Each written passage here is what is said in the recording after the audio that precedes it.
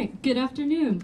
I'm Technical Sergeant Victoria Rugen, and we welcome you to today's ceremony to unveil the 2024 National POW MIA Recognition Day poster. Please stand and direct your attention to the arrival of the official party. Today's official party includes the Chairman of the Joint Chiefs of Staff, General Charles Q. Brown Jr., and the Director of Defense POW MIA Accounting Agency, Mr. Kelly McKeag. Please stand for the singing of the National Anthem, performed by Staff Sergeant David Zabo, U.S. Army.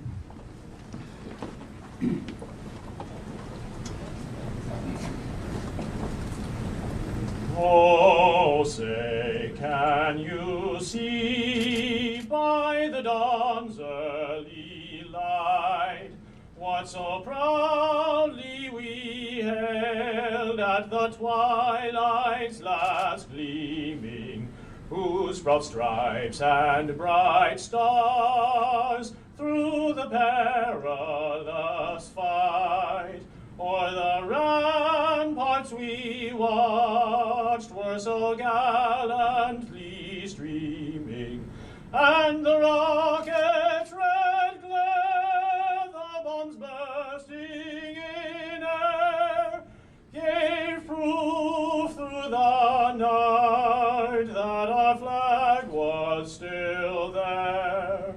Oh, say does that star-spangled banner yet wave o'er the land of the free and the home of the brave? Please be seated. We are grateful to have a former POW, family members, veteran service organizations, and those tuning in via live stream joining us today.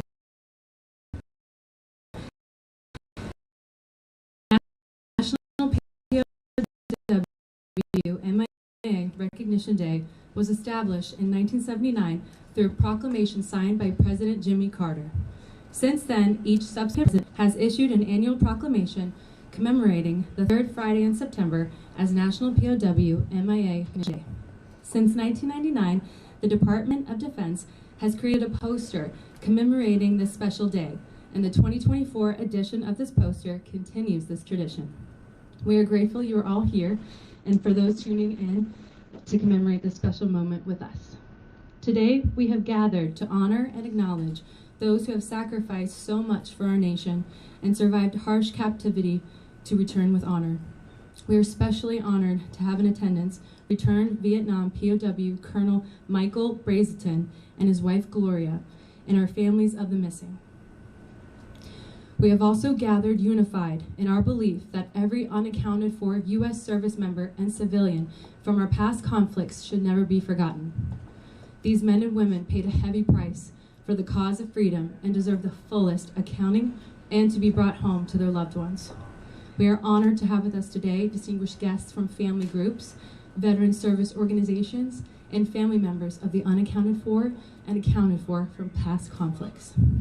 It is now my pleasure to introduce the Director of Defense, POW MIA Accounting Agency, Mr. Kelly McKeag.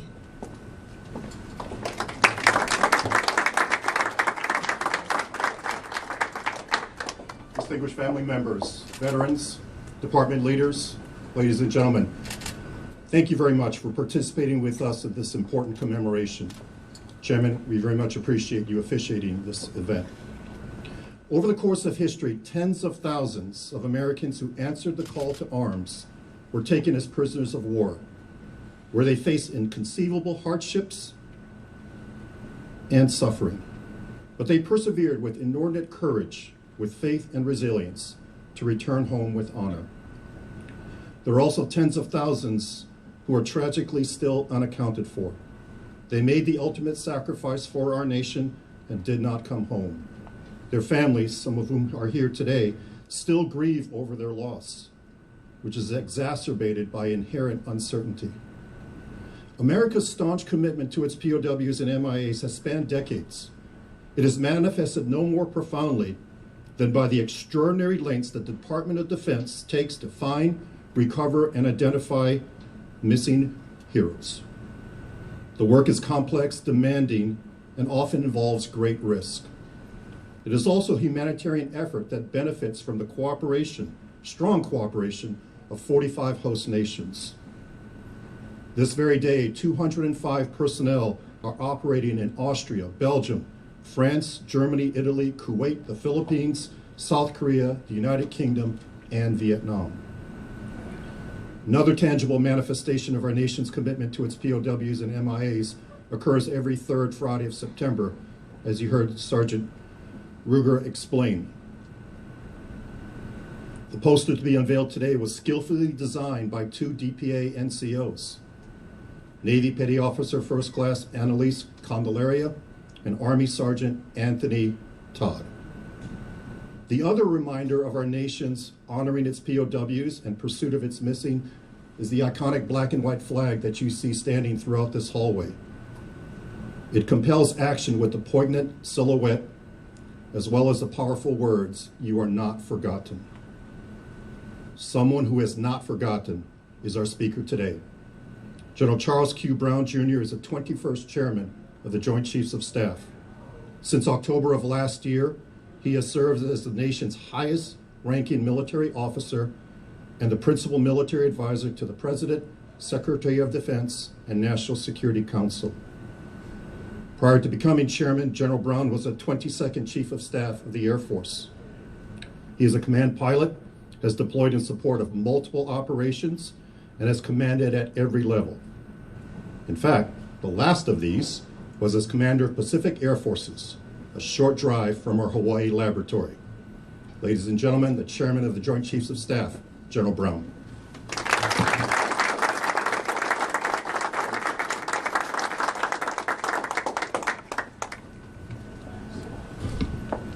In his 1979 Presidential Proclamation for National POW MIA Recognition Day, President Jimmy Carter stated, "As we now enjoy the blessings of peace, it is appropriate that we recognize that all Americans recognize the special debt owed those Americans held prisoner during wartime, and to remember the unresolved casualties of war, our soldiers who are missing.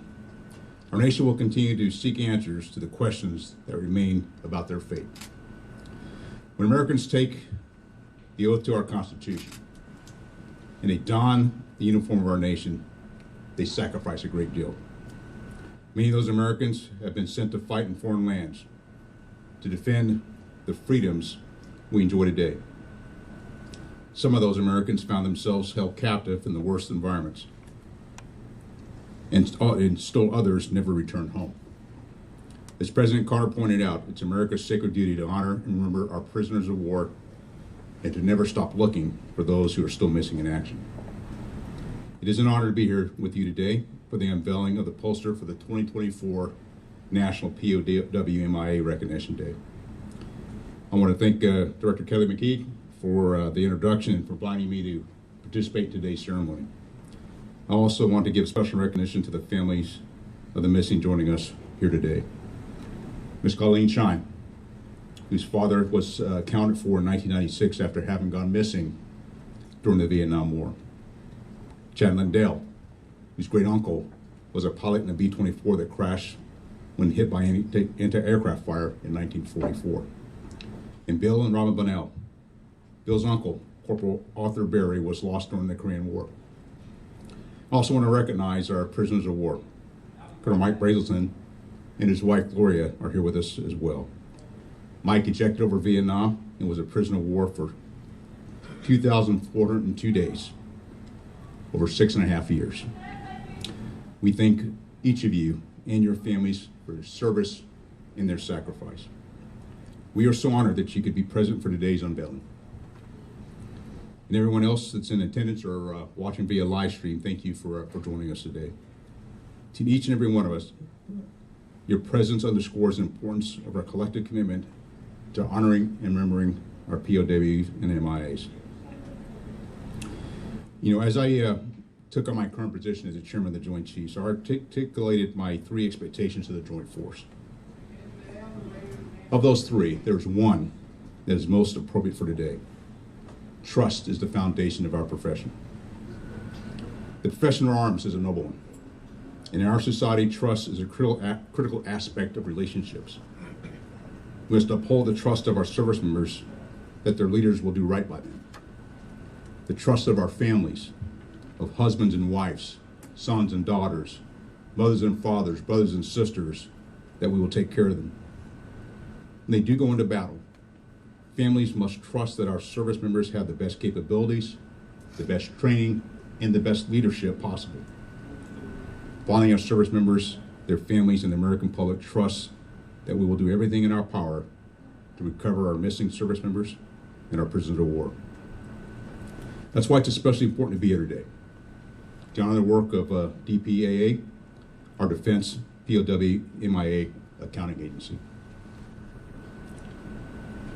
The Defense POW MIA Accounting Agency demonstrates daily its unwavering commitment to find and repatriating our missing service members.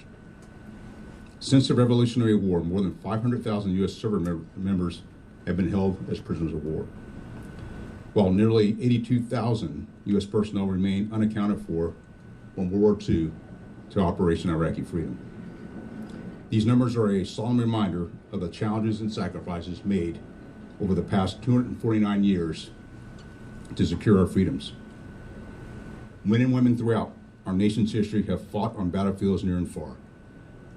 On Bunker Hill, in Gettysburg, at Inchon, and in the Ladrang Valley, in the mountains of Afghanistan and the deserts of Iraq.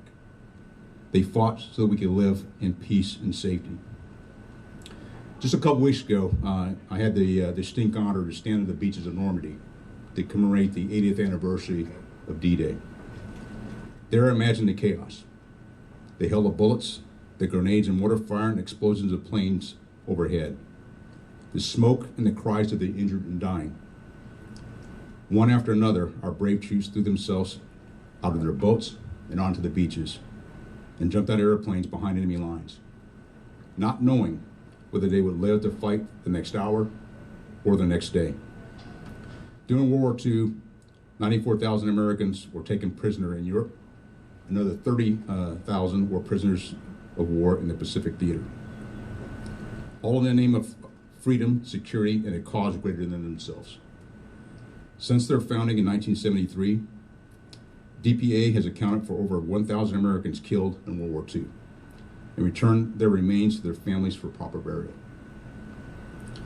And they have accounted for another 2,000 missing personnel from the Korean and Vietnam Wars and armed conflicts since. So far in 2024, DPAA has successfully accounted for 80 of our missing service members. Each of these men and women have a name. They had hopes and dreams of a life they never got to realize, and a family who have waited for their return.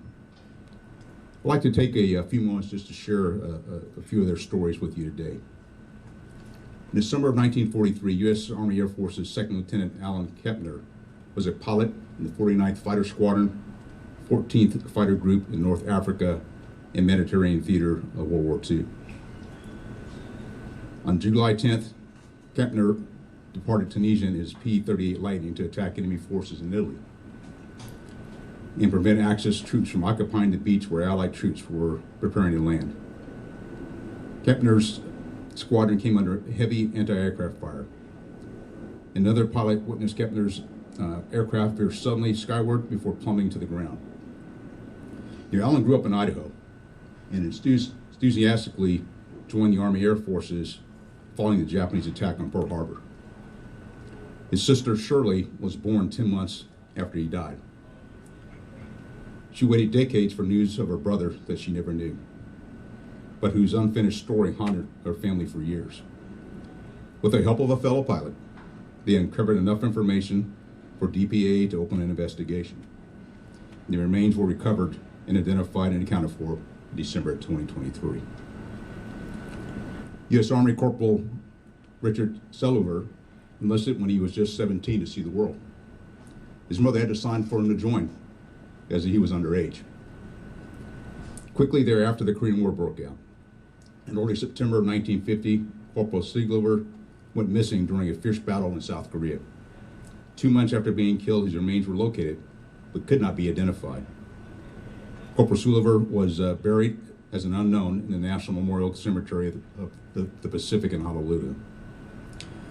His remains were exhumed in 2021, and DPA identified him using DNA and dental analysis. Corporal Sulliver was returned home to Illinois and buried alongside his mother, providing a sense of peace to his family after 74 years. He was finally home. U.S. Marine Captain Ronald Forrester was determined to honor an internal call to service. Born and raised in Odessa, Texas, Forrester attended Texas A&M, commissioned to the Marine Corps through the Corps of Cadets.